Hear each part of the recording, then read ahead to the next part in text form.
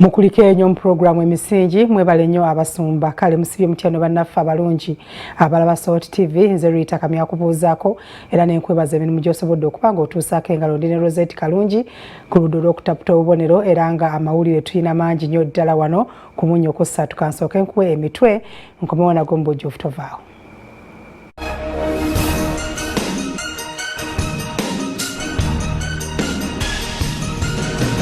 Bwoba okulinda nti kazi zonna zikuleza nk'okubuuka ndyoke nfuuyire weetaaga nnyonyi. Okulwanyisa enzige abakugu bawadde gavumenti amagezi ku kuzifuuyira.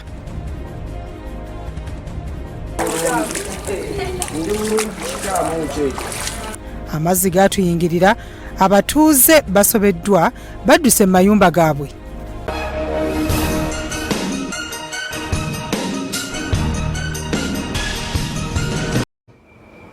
Tutandise n'emboozi y'enzige eri ku mimwa gy'Abannayuganda era nga butereevu butandikidde ku Parliament abakabo mu kitundu eky'Etteeso bavuddeyo ne balaga obwennyamivu olw'okubanga tibaweereddwa mukisa naddala abantu baayo okubanga be bafuuyira enzige zino kubanga be b'omu kitundu be bazitegeera wabula gavumenti n'eryoka eggyeyo amagye okubeera nga gakola omulimu guno kale ate gubadde guli gutyo ku Parliament y'emu eyaweebwa contract okuzimba Isimba Dam n'avaayo n'ategeeza nti yadde omulimu tegunnaggwa naye ate ne gavumenti tenaba kumaliriza bulungi kumusasula nsimbi ze.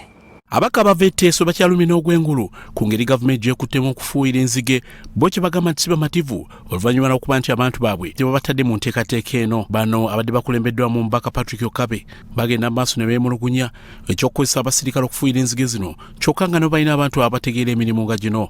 Kaakati bayise olukungaana lw'amawulire ng'era abako okubadde Angelina Osege, David Abala, Frederick Angura, Anna Adeke ssaako ne Monica Modingi bakyewuunya engeri emirimu gino gye gitambuzibwamu. The only way government can actually make sure this thing is all it can be story is by asking people that if you bring a kilo of locusts, you'll be paid 10,000 shillings because there's unemployment in this country. I'm very sure and certain all these locusts will be collected in 1 week. They will all be story. And we shall have saved billions of shillings that we are going to spend because I'm sure already government has earmarked more 7 billion. That meaning that we might spend more than 30 billion. So this can only be achieved if we empower the locals, can be achieved if we empower the LOCs, empower the clan leaders and many other people within the communities. They are very, very fast, especially when it comes to laying the eggs. They are looking for flat areas like in Teso, areas where they have finished to dig the potatoes, the cassava and so on. Basoose kulaga kutya obumbi 15 bafulumiziddwa bwe beewuunyiza okuba nti obumbi 11 ate bwatwalibbwa mu kitongole ekivunaanyizibwa okulwanyisa enzige ne wasigala obumbi 4 bokka. Bano batuuse n'okwewuunya baminisita okwesula ogenda mu kitundu kyabwe okulwanyisa enzige abasatu nga baga nti kuno kwonoona nsimbi kubanga bagenda kubanga bazeegabanya bokka. Ababakeera beewuunya n'eddagala ligenze maaso n'okufuuyirwa nga bagamba nti yandibwa ery'obulabe eri abantu baabwe. Collect dead locusts that have been sprayed on and then go wash them and eat. Please, I wouldn't support that and I wouldn't encourage you to do that. It will be very much deadly for your lives. Nekirala osanga abantu kyalo amazzi ge banywa gava mu open wells. Kati baba nga bakubyeyo eddagala tetumanyi will our land still be arable after they have used these chemicals? Do they have any effect on human health, on animal health?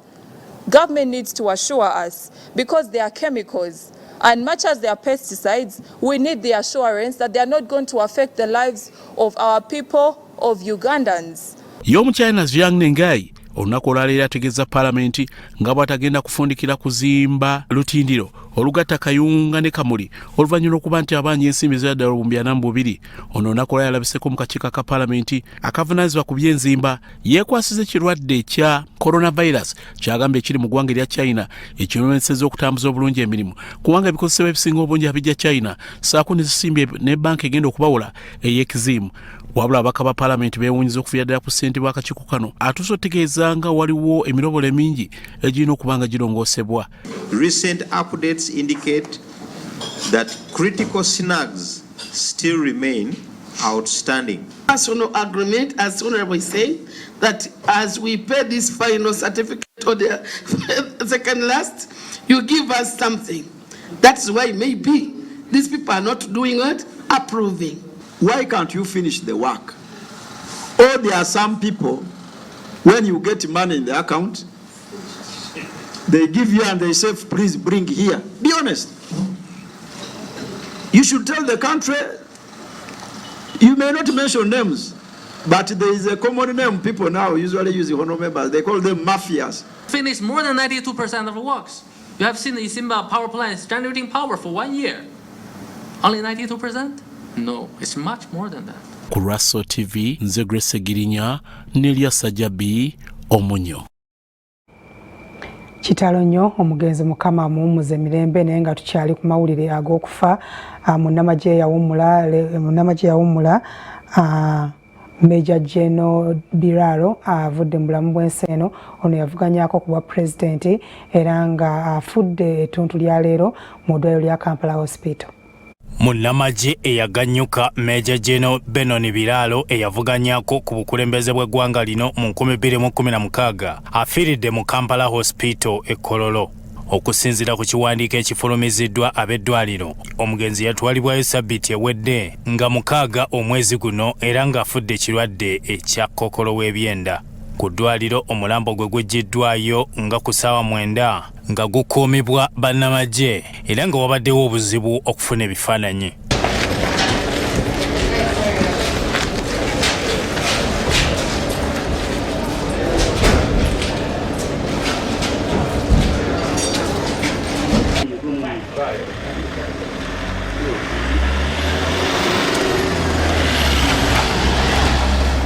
Mu makage ebuziga ebyokwerinda nayo by'amaanyi ng'amagye ne poliisi be bawadde obukuumi abakungubaze okutuuka awaka kibadde kizibu nga bakkirizayo ba Luganda lwokka.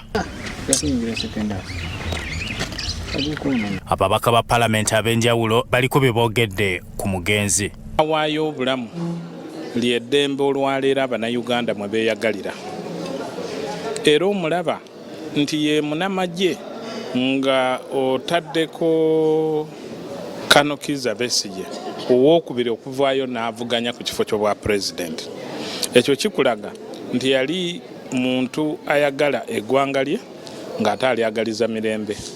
Kyamukisa mubi nti abamu abasajja abo batugenzeeko nga twankabeera active mu byobufuzi kubanga General Biraro be bamu ku bantu be abatwegombesa amagye abatwegombesa National Resistance Movement olw'engeri gye bali bareasoningamu n'engeri gye bakwatamu ebintu byabwe. He has really been able to stand firm and make a tremendous contribution to this country, and we regret as a parliament, as a member of parliament, we regret his death, and we hope his soul is going to rest in peace.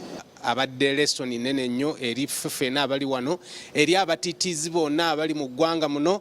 Omwami oyo abadde kyakulabirako nti osobola okukola ekintu kyonna mu ggwanga muno era omutonzi abe kumuwa omukisa yandibadde pulezidenti mulungi ow'eggwanga lino atalina kutya kwonna era n'oluvannyuma lw'okulemererwa okufuuka pulezidenti ebintu teyabitwala personale wabula yaddayo era nsaba Mukama amumpeere ekiwumula ekirungi. Omugenzi Biraro y'omu ku bannansiko abeenyigira mu lutalo olw'ekiyekera olwaleeta gavumenti eriko mu buyinza nga yabeegattako mu 1982 ng'ava ku ttendekero ekkulu e Makerere. Omugenzi Biraro afiiridde ku myaka 62. Bya Eric Sebalamu, Wandulu Bone ne Elias Sajabi, Sorot TV, omunnyo. Mu mboozi yaffe y'ebivumbuddwa tukyayongera okuvumbula ku mukyala Noel Nabbanja ono ali mu ggwanga lya Iceland era nga yaweereza ensimbi ne zibbibwa mu bbanka emu bye tukyayongera okunoonyereza.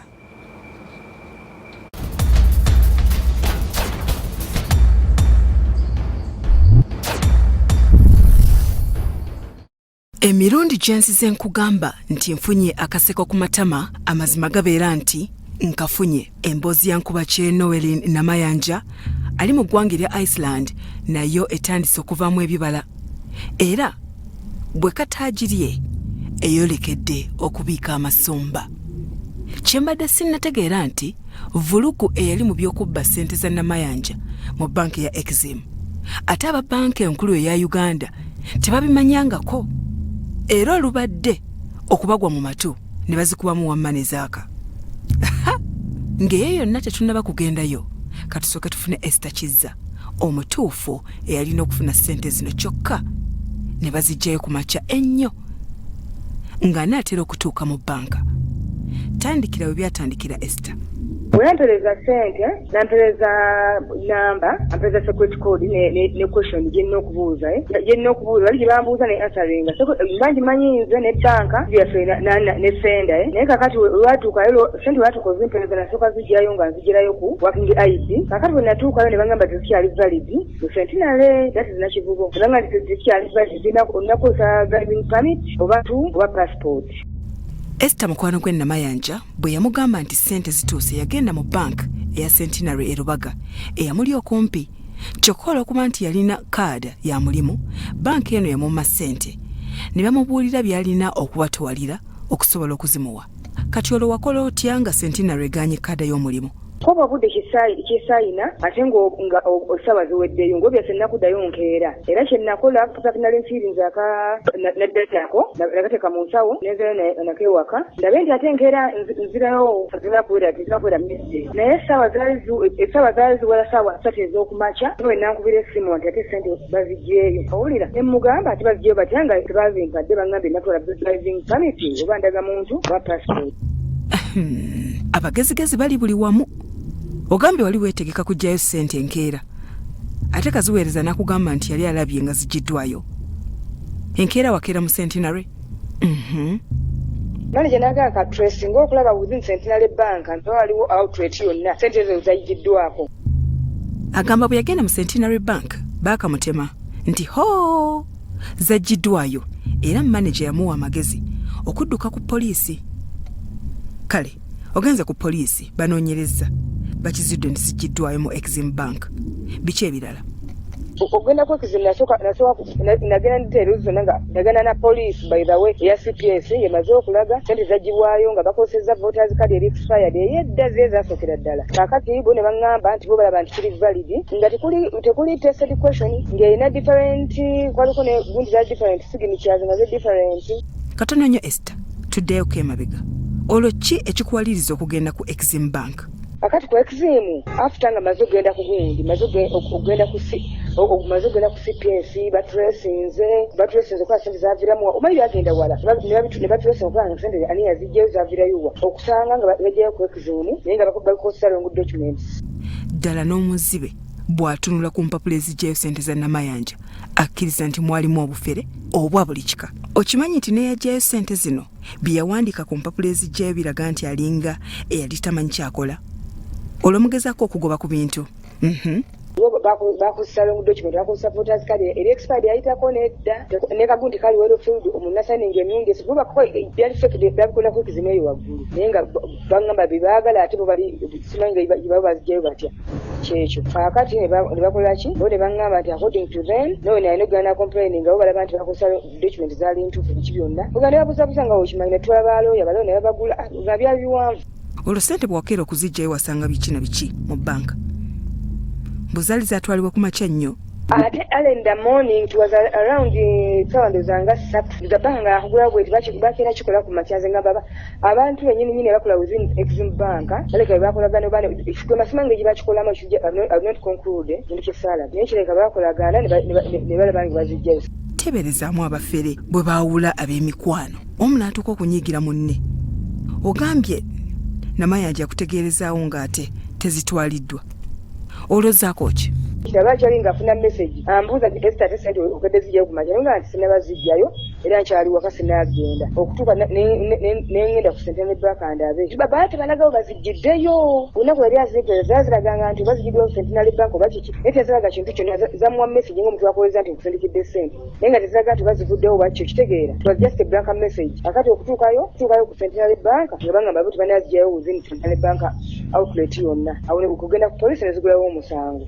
Ku bino si byangu kyakwongerako leero Esther yayitamu nga bamaze okubulankanya ssente za mukwano gwe byali bingi. Okimanyi nti ababbanka baatuuka n'okwagala okumujja mu bulamu bw'ensi. Tudda nabyo bya Robert Mutebi ne Dennis Kasirye, Salt TV, Omunnyo TV. Kulikayo nnyo mukuumulako mixed farming bya bulimi na bulunzi era akanyomero kano tukolaga buli lunaku lwakusatu ne tubaako bye tusomesa abalimi. Kale olwaleero tuze n'ekirwadde ky'ekibaluko ekitawaanya ennyo ennyaanya, abalimi ne batawaanyizibwa oboolyawo ne bafiirwa n'ensimbi zaabwe ze babeera bataddemu mu kulima ennyaanya.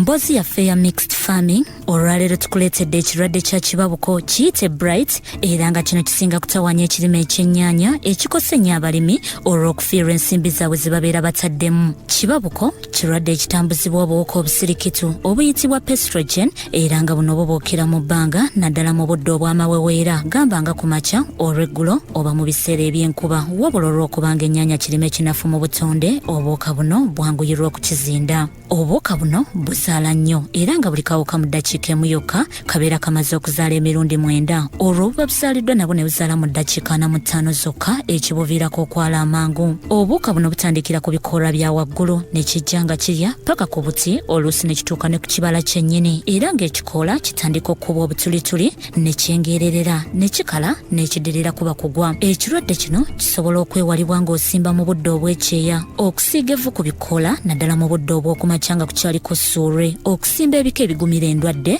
n'ebirala. Wabula singa okyekangira mu musiri osobolera ddala okubeera ng'okyewala era nga wano ojjako obukoola obubeera bukoseddwa, obutabi oba ekikolo kyennyini wabula buziike mu ttaka okusobola obutakosa birala. Mixed farming ne Flavia Luyiga buli lwakusatu mu Munnyo kusatu Salt TV Omunnyo.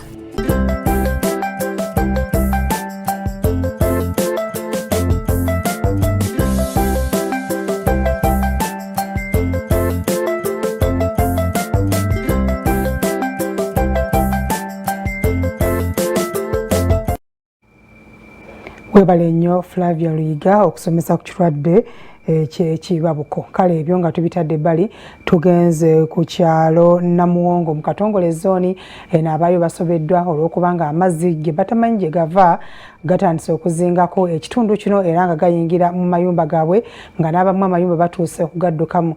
Bano bagamba nti baali balowooza nti oboolyawo enkuba yabadde etonnya gye buvuddeko yavaako ekizibu kino naye ate kati omusana gwaka bongerako laba amazzi nga gayingira amayumba gaabwe.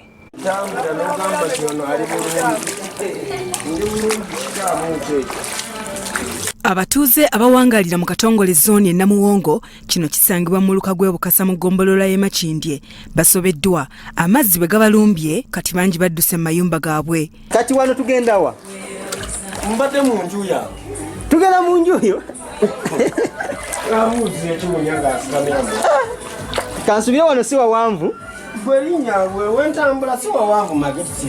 Embeera y'abantu bano etadde abakulembeze baabwe mu kutya n'obunkenke era kansala w'ekitundu kino akiika ku lukiiko lw'eggombolola y'e Makindye Kanabi Rashid aliko byatutegeezezza. Nga muganda we bwanga nti ebintu byamayiyirizo kituufu byamayiyirizo kati oli bw'aba ayingira ennyumba muzere nezijjudde amazzi tegeeza yeyambira ku kitanda ayisa mu ddirisa n'asuula waki n'asuula obwirwa amazzi ne gawola ki ne gatwala. Bagamba gava eri ku Fort Bureau bakola bagasaasanya ne gajja eno ne gatuyingirira sigankuba abalala bagamba ennyanja yajjula batuyambe oba bagasiba bagasibe. Ekyalo kino kyawukana n'ekyamuyenga abagagga gye basula era abamu ku batuuze batulambuzza ennyumba zaabwe.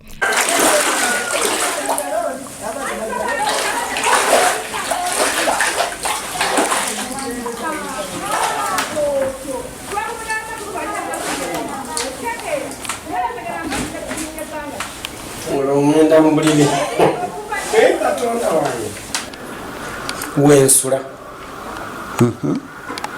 era nkakasa we napangisa ndi mupangisa buki n'embeera ensuseeko okuzuukuka nyambala maki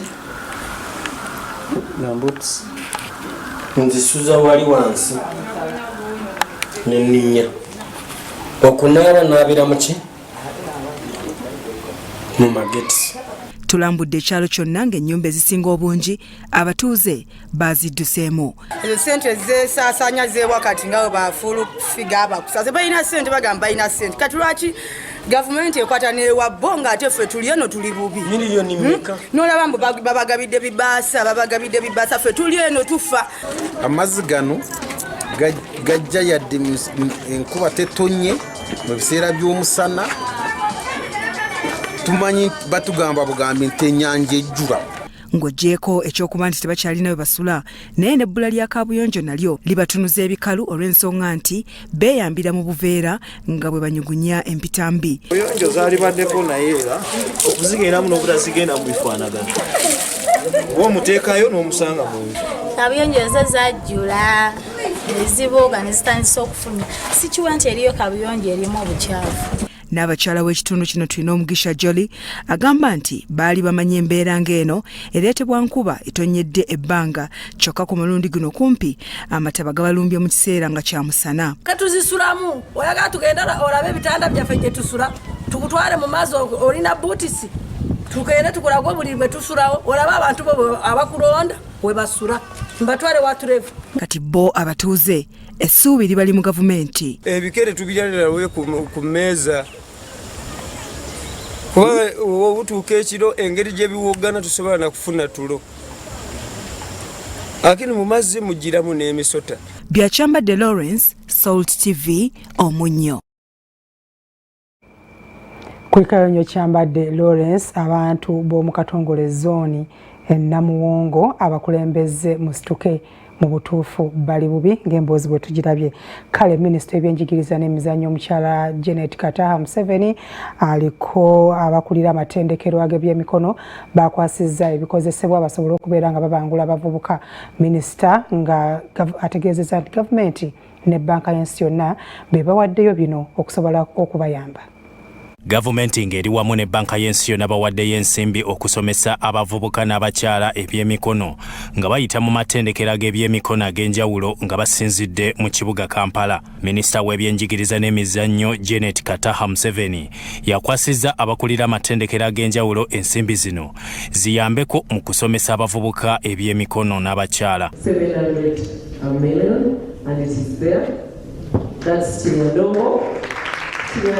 congratulations, we are looking forward. That is the scholarship from Aganjo with their check of 429. Some of them will have abbreviated. Mukyala Museveni asabye amatendekero agaweereddwa ssente zino okuzikozesa ebizigendereddwamu. I therefore call upon all grantees to use funds for its intended purposes, to enable government to evaluate the success of this financing model. Ab'ekitongole ekya Private Sector Foundation nga bakulembeddwamu Gideon Badagawa, Minisita Janet Museveni abeebazizza okusomesa bannayuganda mu kutumbula ebyenfuna. I was very interested to know what is happening at this moment with this part of our grant. So I am very, very pleased to be here just in time to know what is happening, and it's really interesting to see how many people are gaining the experience we want through this initiative. Abamu ku baganyuddwa mu nkola eno mulimu ebibiina by'abawala abaali banneeko ne baggyibwa ku makubo n'embalaza ne basomesebwa. They are going to hear from some of the ladies that were once sex workers. But after getting our skilling, you hear them, they will speak to you.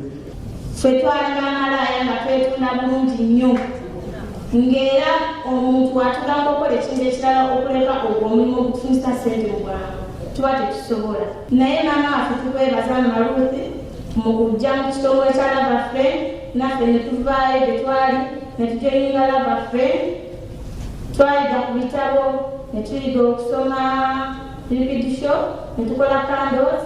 Minisita Kasolo ku lwa Ministry ey'ebyensimbi atenderezza ensengeka y'ebyensoma empya mu siniya egenderedde okuyamba abaana b'eggwanga bave mu masomero nga batandika kwekolera si kunoonya mirimu. And all the input that we are now having in new curriculum that is going to address the skill gaps. Omukungu okuva mu banka y'ensi yonna ategeezezza nti baakwongera okuweereza obuyambi obw'okusomesa bannayuganda. So with the support of the World Bank, PSFU has been able today to identify a number of institutions that are going to work with people who have experience and who are skilled but require recognition. Byatumwebaze Godfrey, Sorot TV, Omunnyo.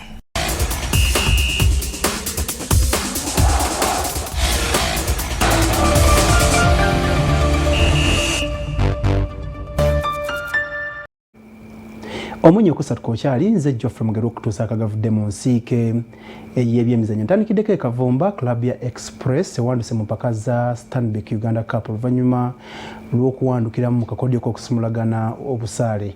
Enewanduddwamu ginnaayo eya Maroons ku mugatte gwa goozi 4-3 oluvannyuma lw'eddakiika 9 okuggwako goozi 3-3. Express FC mukwano gw'abaanyi wandukidde mu maanyi mu mpaka za Stanbic Uganda Cup ebakubiddwa ab'amakomera b'Amaroons FC goozi 4-3 mu kusimulagana penalty oluvannyuma eddakiika 9 okuggwako nga balimaganye goozi 3-3 mu ddakiika ey'okutaano Frankaland atebedde Express FC gooli esose.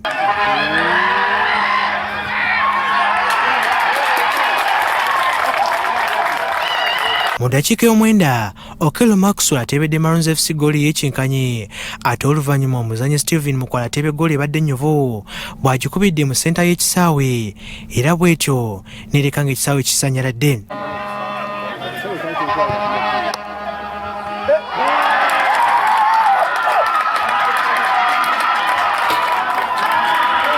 Era bw'ekiti ekitundu ekisooka kiwedde ku Maroons FC ekikulembere ne goozi 2-1 mu ddakiika ya 5 Express FC bafunye gooli yaabwe y'ekyenkanyi.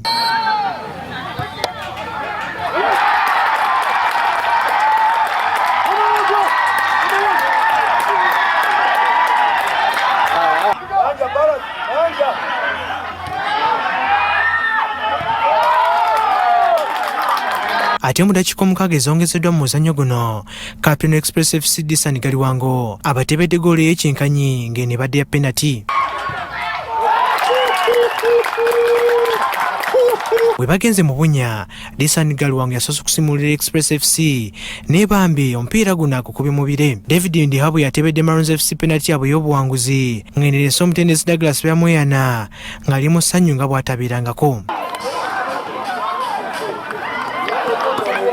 Mabeganga tubuwa obudde so nga buli omu amanyi ekyokukola actually normally neguba kutte normally bujja kuba penalty nyingi neggulo twabadde ne last man standing era yasimbyeyo nga yabadde yasinze mu mupiira omulala guzanyiddwa nakukola leero URA ekakanye ku Nyamitobula n'ejjukuba goal wazinda ba 8 ku goozi 3. Olunaku lw'enkya omupiira gumu gagenda okuzanywa mu mpaka zino za Stanbic Uganda Cup era nga UPDF FC yakuzanya ne Busia Young.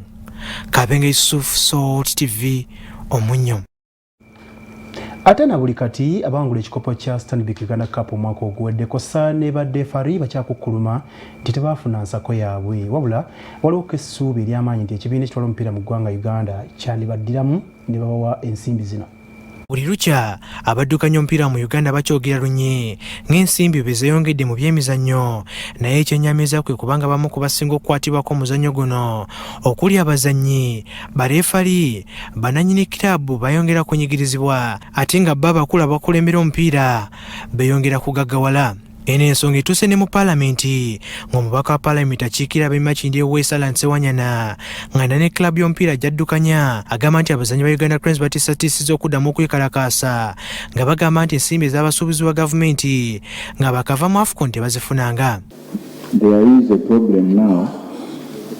The players are asking for this money before they can participate in the coming World Cup qualifiers, in the coming Africa Cup of Nations qualifiers, and even the Africa Cup of Nations Championship, CHAN, which is going to happen in the next 1 month.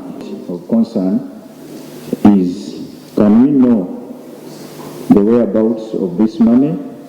If the president fulfilled this pledge, then the country will know, and if he hasn't, the president's office can it avail us with the information. Ate babalamula omupiira ge bakabage bakomba ng'okuva sizoni y'omwaka guno yaggibwa kakaawo mu August omwaka ogwedde, kati gye empiira 21 tebafunanga yadde empeka ennusu. Bano buli mupiira gwe balamula bafuna emitwalo 15 ku mipiira egiri wano mu Kampala, ate we bagenda ebweru wa Kampala zongezebwamu okutuuka ku mitwalo 25. Wabula bw'ogeraganya n'abakomosi ba firimu liigi gye twegomba eya Bungereza, bo bafuna obukadde 5 n'emitwalo 4 buli mupiira, ne babayongerezako ensimbi zitaka wansi wa bukadde 2 buli sizoni. Omwaka guno abafufu bali bakwasa abakomosi ba firimu badge za FIFA ez'omwaka guno, abafufu bakkiriza nti tebannaba kusasula baleefali bano omusaala gwabwe. Ya mwaka guno ya sizoni ebadde tennaba kusasulibwa, naye ku nsimbi zetugenda okufuna mu myezi 3 egitutandise tujja kuba nga tumaliriza ebisale ebyo ebyabakomosi b'effirimbi. Wabula kino kiteeka okukemebwa mu baleefali bano singa abakilabu abamu babawo ensimbi okudibaga omupiira, era kino kiyinza okuba nga kibaddewo kubanga abatendesi abasoba mu 10 mu sizoni eno beemulugunyiza ku baleefali bano nga bwe bafuuwa obubi. Yo kilabu ya Prene yawangula Uganda Cup omwaka ogwedde, ekyabaanya ensimbi obukadde 4 bwe baawangula, yadde ng'ensonda ezimu ziraga nti abavuugirizi baafulumya dde ensimbi zino omuli n'abo baakwata ebifo ebyaddirira, naye nga FUFA be batannaba kuziweereza kilabu zino. Bwe tutuukiddeko abafufa baganya okubaako ne kye boogera ku nsonga ezo waggulu. Kabenga Yusuf, Salt TV, omunnyo. Nga tuvudde mu nsonga z'ekikopo kya Uganda Cup, katugendeko ku club ya Vipers ekitende emaze okukansa omusambi amenyikiddwa nga Milton Kalisa mu butongole oluvannyuma lw'okukulungula sabbiiti 2 nga traininga ne club eno. Ono endagaano yaggwako mu ggwanga erya Morocco era kati akomyewo mu butongole okusambira club ya Vipers yasambirako omupiira gye buvuddeko. Milton Kalisa yasambirako ne ku ttiimu y'eggwanga era nga yali ku ttiimu ya CHAN, ng'era CHAN muwa omukisa ogw'amaanyi nnyo okudda ku ttiimu eno eya CHAN nga yeeteekera empaka eza CHAN ezigenda okubeerawo omwezi ogwokuna omwaka guno. Milton Kalisa era yasambirako ko club ya Bull wabula nga yava ku club ya Vipers okwolekera eggwanga erya Morocco.